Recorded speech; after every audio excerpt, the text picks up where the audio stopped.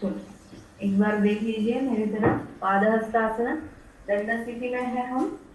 दंड स्थिति अब सबको मालूम हो गई है। पैर जुड़ी हुई स्थिति में, दोनों हाथों के तलवे शरीर के बाजू में, गर्दन सीधी है।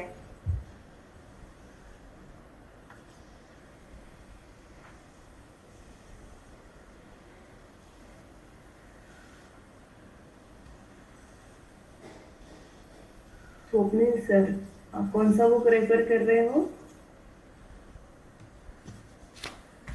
आपके रेफरेंस बुक जो आए ना उसमें है मैडम। अच्छा अच्छा, ठीक है, देखेंगे हम वेरिएशन अलग अलग करते हैं, ठीक है। Right, yes, thank you.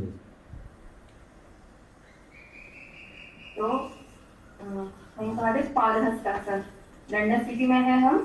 पैर जुड़ी हुई स्थिति में, दोनों हाथ शरीर के बाजू में है, गर्दन सीधी है। ये हो गया दंड स्थिति। अब इसमें से हमें करना है पादहस्तासन। पाद यानी पैर, हस्त यानी हाथ। हमारे हाथ जो है वो पैरों की ओर जाते हैं, हम पैरों के साथ में हाथों को रखते हैं, इसलिए इसे बोला गया है पादहस्तासन। अब कैसा करना है? दंड स्थिति में से धीरे धीरे दोनों हाथ ऊपर उठाने को शुरुआत किया हमने। दोनों हाथ सामने से ऊपर जाएंगे। ओके, पूरे हाथ ऊपर गए, डंडा कान को लगी हुई स्थिति में। ये हो गई पूर्व स्थिति पादहस्तासन के लिए।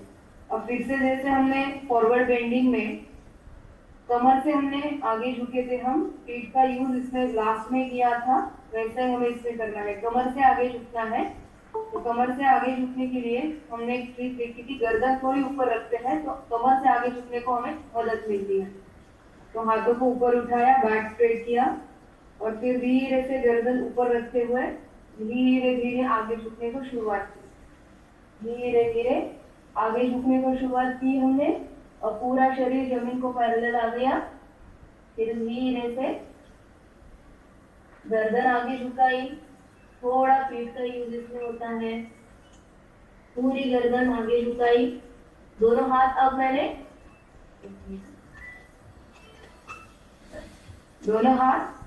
मैंने पैरों के साइड में रखे हैं। 20 उंगलियां जो मेरी है वो एक लाइन में आ गई है, हाथों की 10 और पैरों की 10। 20 उंगलियां पूरी एक सरल रेखा में है। और फिर गर्दन आगे झुकाते हुए मेरा फोरहेड है वो मैंने नी को लगाने वाली को।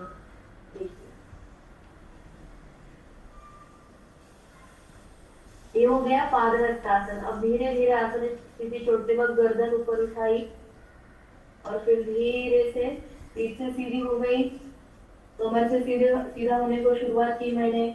मेरा शरीर जमीन को पैरेलल आ गया। ये धीरे से कमर से सीधा और हाथ साइड से नीचे आएंगे, ठीक है। इस आसन की आदर्श स्थिति में हमारी जो 20 उंगलियां हैं वो पूरी जमीन के ऊपर स्थित रहती है। 20 उंगलियां एक सरल रेखा में जमीन के ऊपर स्थित, तलवे जमीन की ऊपर हो सकता है। दोनों हाथ दोनों एल्बो बेंड करके और पीछे जाएंगे और हमारा जो फोरहेड है वो हमारे नी को लगी हुई स्थिति में रहते हैं, ठीक है। अब इसमें नी बेंड होने की बहुत ज्यादा संभावना है, नीज को बेंड नहीं करना है हमें, नी पूरी तरह स्ट्रेट रहेंगे। उसके साथ ही किन लोगों ने ये आसन नहीं करना है, वर्टिगो की प्रॉब्लम है, उन्होंने ये आसन नहीं करना है। और अगर तकलीफ नहीं हो रही है वर्टिगो की अभी, तो आप अपने हिसाब से हाफ बेंड कर सकते हो आगे, लेकिन अपने शरीर के ऊपर ध्यान देते हुए अपना एक अंदाजा लेते हुए आपको करना है। उसके साथ ही जिनको कमर की तकलीफ है, स्लीप डिस्क है, लंबर स्पॉन्डिलोसिस है, उन्हें ये फॉरवर्ड बेंड करना नहीं है, आसन करना नहीं है, पादहस्तासन, ठीक है। चलो अब करके देखेंगे, सबको पता है पादहस्तासन हमने देख लिया। अभी आ जाइए दंड स्थिति में। दंड स्थिति में आ जाएंगे। यस, दोनों पैर जुड़ी हुई स्थिति, दोनों हाथ तलवे मांडियों के साइड में।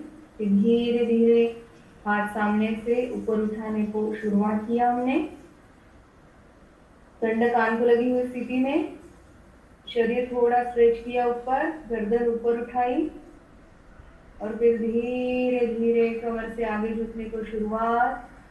कमर से झुकना है, पीठ का यूज नहीं करना है। शरीर जमीन को पैरेलल आने के बाद और आगे झुकिए, लास्ट में गर्दन आगे, थोड़ा पीठ का यूज करते हुए हो सकता है उसका फोरहेड आपका नीज के पास लेके जाइए। दोनों हाथ हो सकते हैं अपने अपने फ्लेक्सिबिलिटी अनुसार। दोनों हाथों को दोनों पैरों के साइड में रखिए। 20 उंगलियां एक स्ट्रेट लाइन में आनी चाहिए। घुटने पूरी तरह स्ट्रेट रहेंगे, घुटने बेंड नहीं करने हैं। दोनों हाथ पैरों के साइड में रखते हुए स्थिति मेंटेन करनी है।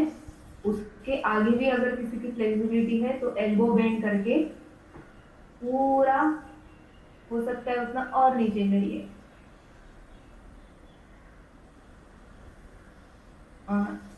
जर्क देना नहीं है, जर्क देना नहीं है। जो स्थिति मिली है उसमें मेंटेन कीजिए। अपने हैमस्ट्रिंग्स को, कमर के मसल्स को रिलैक्स करते हुए आगे जाने की कोशिश कीजिए, लेकिन जर्क देना नहीं है। धीरे से आसन स्थिति छोड़ेंगे। धीरे धीरे गर्दन सीधी की, कमर से सीधा होने को शुरुआत किया। दोनों हाथ ऊपर, फिर धीरे से हाथ साइड से नीचे आएंगे। ये किया हमने पादहस्तासन। फिर से एक बार करके हमें देखना है। हम जब नीचे जा रहे हैं तो क्रमानुसार हमारा लोअर एब्डोमेन, एब्डोमेन, चेस्ट, ये धीरे धीरे हमारे मांडी के ऊपर सामने से टच होने वाले हैं। ऐसी हमारी बेंडिंग होनी चाहिए, लेकिन ये जब अपनी फ्लेक्सिबिलिटी बढ़ती है तो ही हमसे हो पाता है। चलो एक राउंड करके देखेंगे और पादहस्तासन का। धीरे से सांस लेते हुए दोनों हाथों को ऊपर उठाया। धीरे से सांस छोड़ते हुए कमर से आगे झुकने को शुरुआत की हमने। फॉरवर्ड में पादहस्तासन के लिए कमर से झुक रहे हैं, पीठ का यूज नहीं करना है। फिर गर्दन आगे झुकाई, हाथों को पैरों के साइड में रख दिया। फोरहेड हो सकता है उतना नीज के पास। स्थिति मेंटेन कीजिए। सांसों को नॉर्मल रखना है, रोकना नहीं है।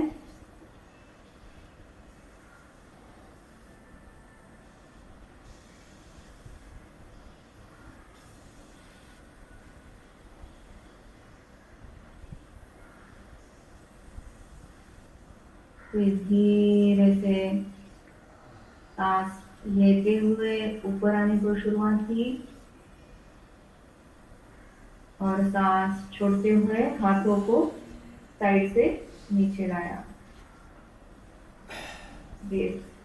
हाथ नीचे, आसन सीधी छोड़ दी हमने, पादहस्तासन। अब हमने फॉरवर्ड बेंड किया है, हमें बैक बेंड भी करना जरूरी है, कॉम्प्लीमेंट्री पोस्चर। तो एक बार हम बैक बेंड कर लेंगे, 2 राउंड करेंगे बैक बेंडिंग के। दोनों हाथों को कमर के ऊपर रखिए, दोनों हाथों को कमर के ऊपर रखिए और फिर धीरे धीरे पीछे बेंड हो जाइए।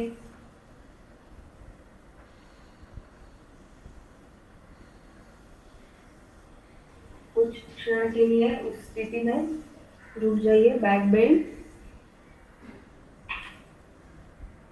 Relax, again back bend. पीछे झुके थे, कॉम्प्लीमेंट्री पोज, पीछे झुकना भी हमें जरूरी है। कमर के ऊपर जो भी तनाव आया था वो अब बैक बेंड करने के बाद थोड़ा रिलैक्स हो रहा है। कीजिए।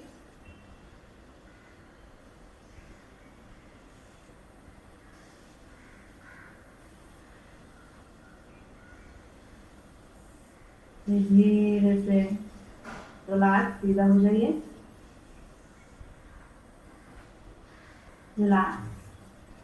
रिलैक्स हो जाइए, बैठ जाइए। हमने पादहस्तासन किया, अभी कमर से आगे झुके थे। हमने दोनों हाथ ऊपर उठाए, हाथों को ऊपर स्ट्रेच किया और फिर फॉरवर्ड बेंड हमने किया, बराबर है। कमर से हम आगे झुक रहे थे। कमर से जब हम आगे झुके, पूरा पादहस्तासन की स्थिति ली। जब स्थिति हमने ली थी तब आपने महसूस किया होगा हमारा जो पूरा स्पाइनल कॉर्ड है वो नीचे की ओर स्ट्रेच हो जाता है, बराबर, पूरा स्ट्रेच हो जाता है। तो क्या होता है, उसके साथ ही हमारे जो हैमस्ट्रिंग्स है, मांडी के पीछे वाले जो स्नायु है वो स्ट्रेच हो जाते हैं। पूरा अगर आप पूरा बेंडिंग करते हो तो आपके काफ मसल्स तक भी आपको स्ट्रेच महसूस होता है, बराबर है। धीरे धीरे आदत होने के बाद वो स्ट्रेच जो है, वो तनाव है, वो कम हो जाता है, लेकिन पूरा हमारे मांडी के जो पिछले वाले स्नायु है वो स्ट्रेच हो जाते हैं। यानी शरीर के जो पूरी पिछली बाजू है, यानी पश्चिम बाजू जो पूरी है वो क्या हो जाती है, स्ट्रेच हो जाती है, बराबर है। तो हमारे जो पैरों के स्नायु है उनकी स्ट्रेंथ अच्छी रहने के लिए हमें मदद मिलेगी। इसके साथ ही कमर से आगे झुक रहे हैं, कमर का स्वास्थ्य अच्छा रखने के लिए हमें मदद मिलेगी। पूरा स्पाइनल कॉर्ड जो स्पाइनल कॉर्ड है वो स्ट्रेच हो जाता है, उसकी फ्लेक्सिबिलिटी बढ़ने के लिए, उसका स्वास्थ्य अच्छा रहने के लिए हमें मदद मिलेगी।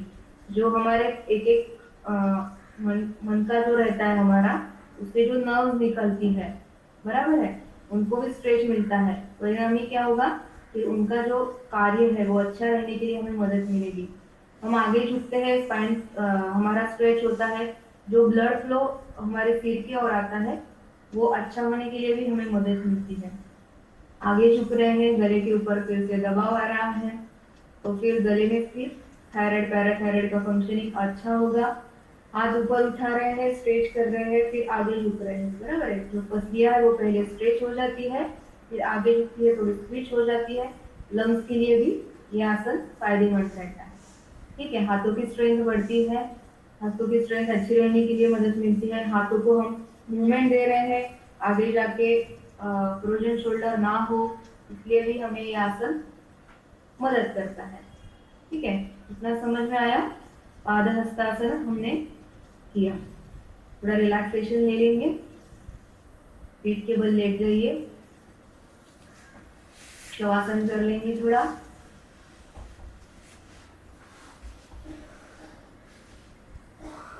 शवासन की शारीरिक स्थिति ले लीजिए, दोनों पैरों में हाथ 1.5 हाथ अंतर, दोनों हाथ शरीर के बाजू में, हथेलियां ऊपर की ओर खुली हुई,